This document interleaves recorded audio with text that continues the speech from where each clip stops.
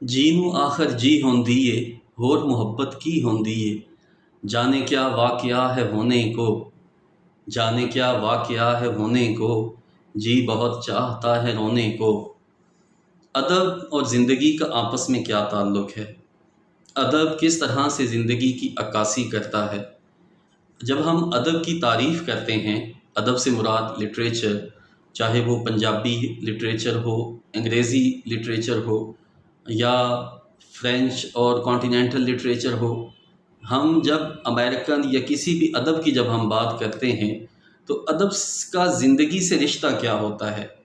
انسان کے قدیم ترین جو انسان نے روایات، جو انسانوں نے زمانوں کے ساتھ سیکھی اور زمانوں کے ساتھ انسان نے اگلی نسلوں تک پہنچائی، ان میں سے دو عظیم روایات میں سے ایک روایت ہے ڈانس کی روایت اور دوسرا ہے گانا۔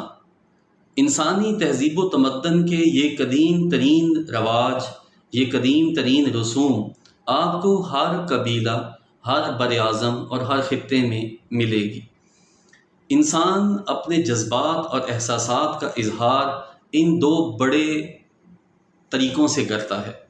اب یہ طریقہ انسانی زندگی میں چلتے چلتے جب انسان نے زبان کو تخلیق کیا، انسانوں نے مختلف خطوں میں مختلف زبانیں جو ہیں وہ تخلیق کرنا شروع کیں، تو ان زبانوں کا ادب جو ہے وہ انسانوں نے لکھنا شروع کیا۔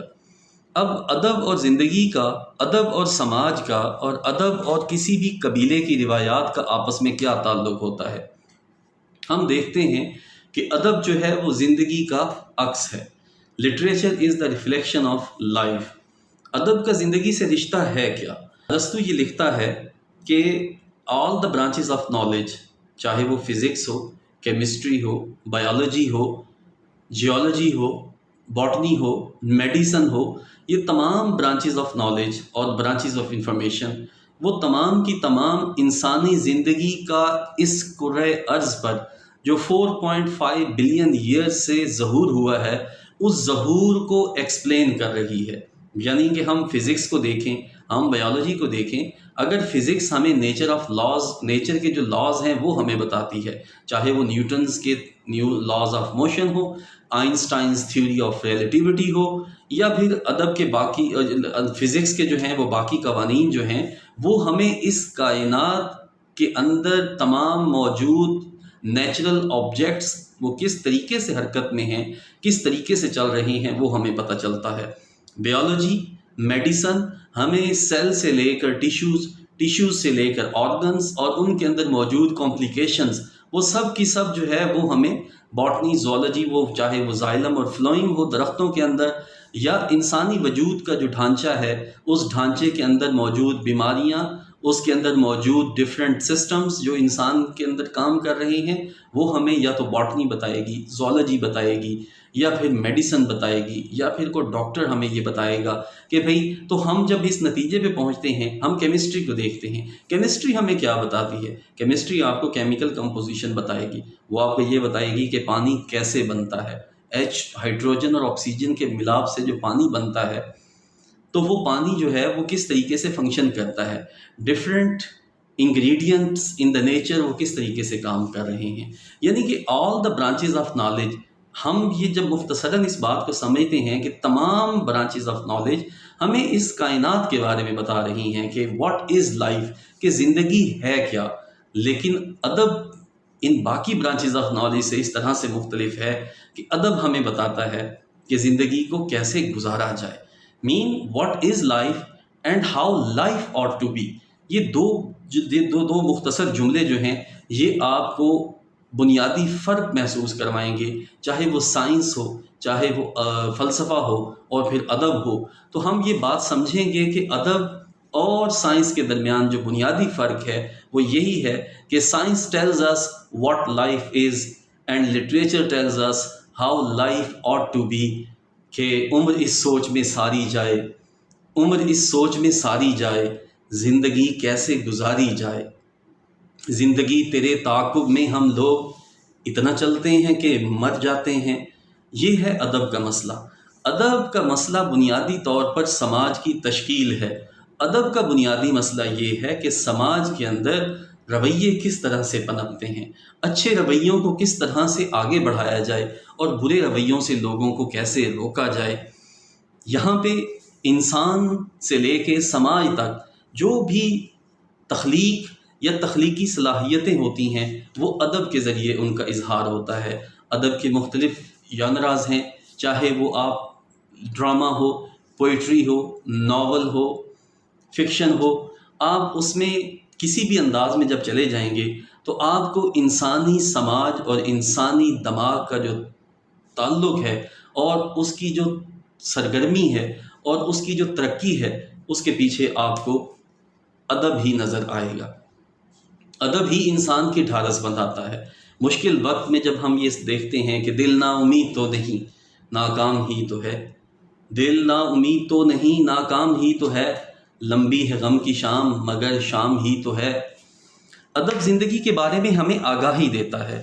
جس طرح اگر ہم سمپلیسٹ ڈیفینیشن کرنا چاہیں کہ literature is an artistic and exaggerated picture of life, یعنی کہ ادب ہے کیا؟ ادب بیسیکلی اس خوبصورت دنیا کی تصویر ہے۔ چاندنی رات کا حسن ہو، ساون کی بارش ہو، ساون کی بارش کے گیت ہوں یا دسمبر کی بھیگتی ہوئی سرد راتیں ہوں، ہمیں جو زندگی گزارنے کا اور زندگی کو خوبصورتی سے گزارنے کا جو فن عطا ہوتا ہے وہ ادب کے ذریعے ہوتا ہے۔ دل دھڑکنے کا سبب یاد آیا، دل دھڑکنے کا سبب یاد آیا، وہ تیری یاد تھی اب یاد آیا۔ ہم ادب کو جب یہ دیکھتے ہیں تو ادب ہمیں موٹیویٹ کرتا ہے۔ ادب ہمیں اس طرح سے موٹیویٹ کرتا ہے کہ ہم دیکھتے ہیں کہ ادب کا سماجی رشتہ انسان کے ساتھ اتنا مضبوط ہے کہ ہمیں پتہ چلتا ہے جب ہم کسی بھی زمانے کے ادب کو جب پڑھنے کی کوشش کرتے ہیں اور کسی بھی خطے کے ادب کو جب ہم پڑھتے ہیں تو ہمیں پتہ چلتا ہے کہ ادب نے انسان کے رویوں پہ بہت زیادہ اثر انداز ہوا ہے۔ ادب انسان کو جینا سکھاتا ہے۔ فکر معاش عشق بتاں یاد رفتگاں، اس زندگی میں اب کوئی کیا کیا کیا کرے، hope is a thing with feathers that perches in the soul. Emily Dickinson's کی یہ لائنز، یا سلویا پلیتھ جب کہتی ہیں کہ let me live love and say it well in good sentences, یہ ساری چیزیں کیا ہیں کہ ادب اور زندگی کا آپس میں رشتہ کیا ہے۔ ادب اور زندگی جو ہے وہ ہمیں، چاہے وہ پیراڈائز لاسٹ میں سیٹنز کی لائن ہو کہ what though the field be lost all is not lost the unconquerable will, the mind has its own place and in itself it can make hell of heaven and heaven of hell. تو یہ زندگی کو جنت اور جہنم جو ہے اس چیز کا احساس ہمیں ادب ہی دلاتا ہے۔ ہمیں ادب سے ہی پتہ چلتا ہے کہ زندگی کو بہترین انداز میں گزارنے کا حسن کیا ہے۔ ہمیں یہ ادب ہی بتاتا ہے کہ انسان کی زندگی کا سفر جو ہے وہ انسان جو ہے وہ اپنے اس کائناتی سفر کے اندر کس طرح سے مختلف زمانوں میں انسانوں نے اپنی آگہی، اپنی فکر اور اپنے جذبات کا اظہار کیسے کیا۔ ادب انسانی رویوں پہ اثر انداز ہوتا ہے۔ ادب نے جو ہے وہ تخت الٹ دیے ہیں۔ ادب جو ہے وہ انسان، چاہے وہ فرانسیسی انقلاب ہو یا ہم کسی بھی انقلابی زمانے کو دیکھتے ہیں تو آپ کو اس کے پیچھے، چاہے وہ فرانسیسی انقلاب ہو، چاہے وہ کسی بھی زمانے کا انقلاب ہو، آپ کو اس انقلاب کے پیچھے کوئی شاعری ملے گی، آپ کو اس انقلاب کے پیچھے کوئی لکھاری ملے گا، آپ کو اس انقلاب کے پیچھے کوئی بڑا دانشور ملے گا، اور دانش کی باتیں جو سب سے زیادہ خوبصورت طریقے سے کہی جا سکتی ہیں وہ صرف اور صرف لٹریچر اور ادب کے ذریعے ہی کہی جا سکتی ہیں۔ اب چاہے وہ ہمارے زمانے کا پنجابی ادب ہو، میں یہاں پہ تجمل کلیم صاحب کی 2-3 لائنز آپ کے سامنے رکھنا چاہوں گا۔ مرن تو ڈردے او بادشاہو، کمال کر دے او بادشاہو، مرن تو ڈردے او بادشاہو، کمال کر دے او بادشاہو، کسے نو مارن دا سوچ دے ہو، کسے تے مردے ہو بادشاہو۔ تو ہم یہ انسانی زندگی کا یہ جو عجیب امتزاج ہے، انسانی جذبوں کا جو عجیب و غریب امتزاج ہے، یہ ہمیں پوئٹری، ڈرامہ، ناول، فکشن یہی ہمارے سامنے جو ہے وہ ان کو لے کے آتی ہے۔ بدلا وانگ نے گجدے بندے، بدلا وانگ نے گجدے بندے، وسن کس طرح اج دے بندے، یعنی کہ انسانوں کی جو کیفیت ہے اس کو سب سے زیادہ خوبصورت انداز میں جو ہے وہ شاعری ہی بیان کرتی ہے۔